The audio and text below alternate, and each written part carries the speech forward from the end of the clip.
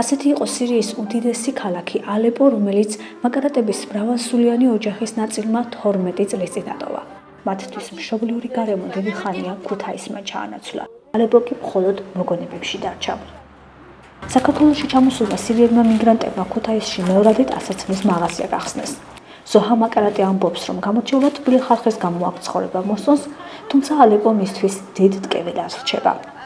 ზოჰამ სირიაში დარჩენილი ბაბუისგან უკვე იცის, რომ მისი სახლი ალეპოში, სადაც ბავშვობა გაატარა, აღარ არსებობს. ძალიან რთულია მიჭირს ამაზე საუბარი. ძალიან მძიმე მდგომარეობაში არიან იქ ადამიანები და მათ დახმარება სჭირდებათ.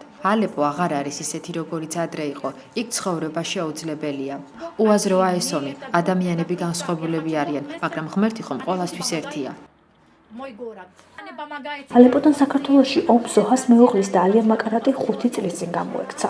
ძალისგან განსხვავებით იგი ბედნიერია, რადგან მისი სახლის საჰაერო იერიშებს ამ დრომდე უვნებელი გადაურჩა, თუმცა ჯერ არ იცის საკუთარ სახლს კიდევ როდის ნახავს. სირიაში ძალიან კარგად მშვიდად ცხოვრობდით. ახლა კი იქ ომია, თუმცა აქაც კარგად ვცხოვრობთ. მოგწონს საქართველო. ქუთაისში მცხოვრები სირიელი მიგრანტები ომში დამნაშავეს არ ეძებენ. მათთვის მთავარია ალეპო სიმშვიდე დაიბრუნოს.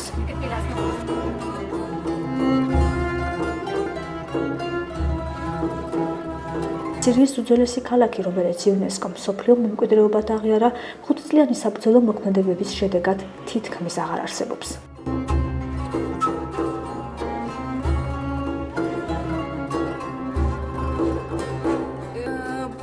ბოლო მონაცემებით სირიაში ომს 9 მილიონამდე ადამიანის სიცოცხლე ემსხვერპლა.